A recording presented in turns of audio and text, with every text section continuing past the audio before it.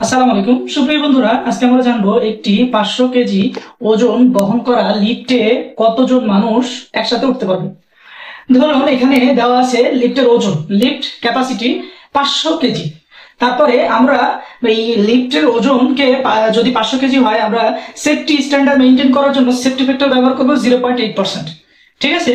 আর average person আমরা ওজন, একটা অ্যাভারেজ পার্সন বা একটা অ্যাভারেজ মানুষের ওজন আমরা ধরি 75 কেজি। ঠিক আছে। এই ক্যালকুলেশনটা আমরা এখন এখানে দেখবো যে সেফটি লোড কনসিডারেশনে কি বলে। এখানে সেফটি লোড কনসিডারেশনে বলা হচ্ছে লিফট ক্যাপাসিটি গুণন সেফটি ফ্যাক্টর। লিফট ক্যাপাসিটি কত? 500 কেজি গুণন আমাদের সেফটি ফ্যাক্টর কত? 0.8। সুতরাং এটাকে যদি গুণ করা হয় তাহলে আসে 400 কেজি। এখন আমরা কতজন মানুষ উঠতে পারবে এটা দেখবো। দেন অ্যাভারেজ পার্সন ওয়েট, আমাদের অ্যাভারেজ পার্সন ওয়েট কত ছিল বা অ্যাভারেজ একটা মানুষের ওজন কত হয়? আমরা 75 কেজি ধরছি, এই যে এটা 75 কেজি।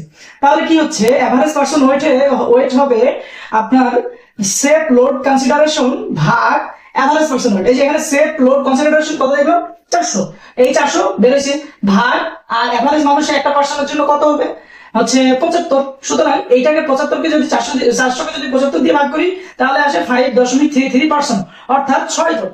একটা 500 কেজি ওজন বহন করা লিফটে টোটাল 6 জন মানুষ উঠতে পারবে। এখন বিষয়টা হচ্ছে যে এই প্রশ্নটা আমি আপনাদেরকে আজকে কেন বিস্তারিত আলোচনা করছি।